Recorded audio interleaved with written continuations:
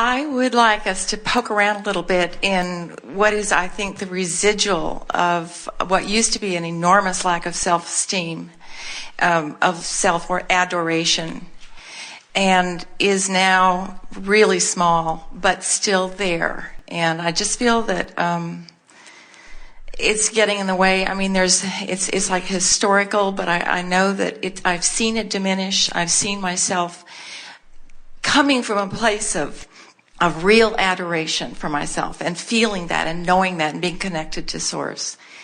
But there's a place where I get stuck. It's like when you started out this morning, you were talking about going for a walk, putting myself first, and that's what I don't seem to be able to take care of some of the things about myself physically. You know, I mean, I'm so strong and I'm so healthy and I'm so joyous most of the time.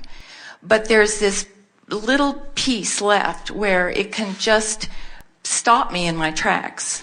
We do want you to put yourself first in the sense that your only perspective is through the eyes of self. And so as you find thoughts that feel good to self, now you're connected to your source, and now you have plenty of resources that you can flood to whatever is your object of attention. But we see a lot of people who are joyously helping others, and it seems overtly putting others first, and in doing so, they are having great satisfaction and joy in the process of it. In other words, a mother who tends to her child is certainly putting her child in the position that you would call first, but she is getting enormous satisfaction from it because she is fulfilling something that she's intended for a very long time. So there's no discord in that. The discord comes in doing something for someone and resenting doing it. In other words, you are putting yourself first when you are serving others and joyful in the serving. The discord comes when you are feeling that your resources are limited and there's not enough of you to go around, and so you are doing it out of obligation rather than out of wanting to do it. So let's call it allowing and resisting rather than doing for others or doing for myself. Allowing or resisting. So I can do for myself and allow the energy to flow, or I can do for others and allow the energy to flow. Or I can do for myself and not allow the energy to flow, or I can do for others and not allow the energy to flow. But it's not the action, it's not the function of what I'm doing, it's the function of how I'm feeling while I'm doing it, you see. So, as we've been talking about these different emotional set points, we can feel, as you said in your very clear words, that you have come a long way. In other words, you can feel that you have been coming more and more into self-appreciation, especially recently, but over time. It's something that everyone is born doing, and then many of you lose as you're trying to find your relationship to everyone else around you, and then most eventually come back around to it. In other words, you always do when you make your transition. Sometimes you see very little ones selfish enough to kick up a ruckus in order to make sure they get what they want, and very old ones selfish enough to kick up a ruckus to make sure that they get what they want. But in neither of those cases is there alignment in the way we mean it. In other words, we don't want you to think that you have to kick up a ruckus in order to demand something from someone else. We want you to understand that the entire universe is ready to comply with you. You just have to find the balance that lets the universe comply. And so the way you selfishly put yourself back in the place that you allow well-being to flow to you in the way you deserve and in the way that is absolutely normal is just through trial and error. In other words, you throw some fits and see where it gets you. And you soften and appreciate and see where that gets you. In other words, it truly is person by person, subject by subject, just feeling your way until you feel it click into place. It really, really is that. So we can't give you one process or even one way of approaching this, because there are lots of different subjects in your experience that might require a little different response from you. Because on some subjects, your vibration on the emotional scale is way up here in appreciation. On other subjects, it's over here in fear. In some subjects, it's over here in a feeling of overwhelmment. In some subjects, it's all the way up here in ecstasy and joy and satisfaction. And so there's no one way. You just got to pick a subject and then talk about it with one thing in mind as you've got your ear to the ground. How can I approach this subject, which must be important to me because it keeps coming up, in a way that feels increasingly better? So pick a subject that you would like to move energy on, and let's do it. Well, I'm amazed that you brought up because I don't remember mentioning helping or being in service to anything and feeling resentment, and yet you went right to that. So, well, it's pretty obvious in your vibration. Okay, then I'll do that. I have a 92-year-old mother that lived with me for 14 years, and I finally became healthy enough that I was willing to put her in an assisted living facility and let that go. And I'm still in the process of going out and seeing her on a regular basis once a week, whereas my brother doesn't deal with her at all. And I've managed to get over any resentment that I did feel about his. Yes, we don't feel resentment from you about her or about him, but we do feel guilt. Are we getting it from somewhere else?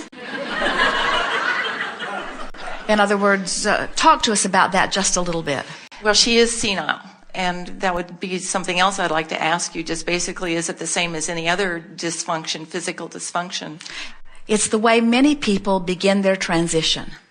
In other words, if someone is no longer focused in a way that they are calling life through them here, but they are still beating the drum of not believing that they have fulfilled the reason for being here, then they set themselves up in a situation where they can't go and they can't stay. And so the kind source energy begins a gentle withdrawal of focus that then makes it easy for the scales to tip. I thought that was right. Yes. So the guilt that you think I'm feeling, or that you feel in me, is possibly some sort of abandonment of her, and then that rings a bell with me in terms of I've had a fear of abandonment in my life that I don't know where it comes from, but I know that it strikes a chord. Well, when you think about it, think about coming into this experience and being dependent for a time upon someone like your mother, and never really ever feeling like she was fulfilling the role that you would have liked her to have fulfilled. And so even though she was physically there, it never really felt like it quite fit into place in the way that it should have. And then we're not just talking about you, although we're talking about almost everyone. And then on the other end of it, here so many of your parents are now not able to take care of themselves. And so you look at that and you wonder where you are headed. So then this insecurity just sort of feeds on itself, because I started out not being able to take care of myself. I depended upon somebody who didn't do a very good job of taking care of me. And now I see that person who didn't take very good care of me is now needing me to take care of, and then what's in store for me? In other words, you just can't focus. You can't go there every week and see all of those people that are not able to take care of themselves without it activating within yourself some worry about where you are headed. And what we want you to feel is that the universe will provide anything and everything that you want. And when you say, my mother was my sole provider, which was truly not true, in other words, wholly not true, not even close to being true, just as you were not her provider and are not. In other words, there are so many resources. This universe will accommodate all of you in delightful and effective ways. You just have to let yourself off the hook as being one who must find a provider. In other words, here's what we are saying. You're wanting to see universal forces. Call it God, call it inner being, call it universal forces, call it source energy, call it this energy stream of well-being, call it whatever resonates well with you when you name it. But try to accept that it will always provide for you. It always has. Unbelievably. Well, that's good. That's a good vibrational place. Now, if it always provides for you, does it always provide for everyone else? If they allow it. And if they don't allow it, can you fill that void? I cannot.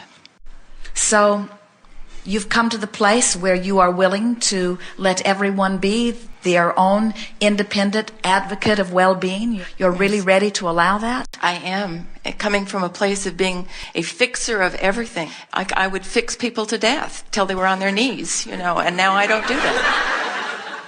So we believe you. We can feel that vibrational trek that you've made. So now, where are you and what do you want us to help you with?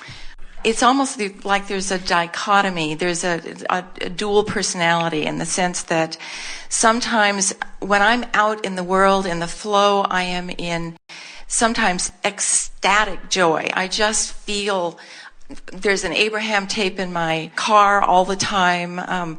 I've been focusing on it for 7 years. I've made incredible changes in my life. And coming from a place of literally self-loathing that I wasn't even aware of. And now I've processed it to just this occasional, when I'm almost like when I'm exhausted and I don't give myself permission to go to bed early. I want to value myself to the point that I can joyfully get up in the morning and go for a walk before anything else happens. I want to feel that I deserve to go to bed at a reasonable hour. What keeps you from getting up in the morning and taking a walk, which you claim is your heart's desire? Why don't you do that? Who stands in your way? I do. Because it is frivolous, because it is irresponsible, because there are more important things to be done? Exactly, and the biggest whine that I have, up until a month ago when the last tape came out, which was the first time I'd heard you talk about enjoying everything that you do and not being in overwhelmment, was, it was like reverse. I hit the tape, reverse, forward, reverse, so many times until it finally sank in that if I took pleasure in whatever I did and just turned over and let go the rest, I finally am moving out of that overwhelmment.